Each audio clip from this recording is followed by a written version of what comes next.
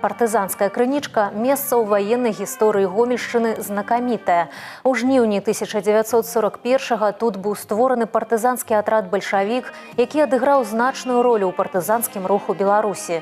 Хоць на гэты раз тут узгадвалі не толькі пачатковы перыяд Вялікай Айчыннай. На спецыяльнай пляцоўцы рэканструкцыя берлінскай аперацыі. Першачарговая ўвага удзелу ў ёй нашых землякоў. Удзел у рэканструкцыі прынялі ваенна-гістарычныя клубы з Гомеля, Брэста, Мазыра, Калінкавіч, Жлобіна, а таксама студэнты ваенна-транспартнага факультэта Беларускага універсітэта транспарта. Дарэчы, нягледзячы на значную колькасць удзельнікаў з розных гарадоў, баі прайшлі без папярэдніх рэпетыцый.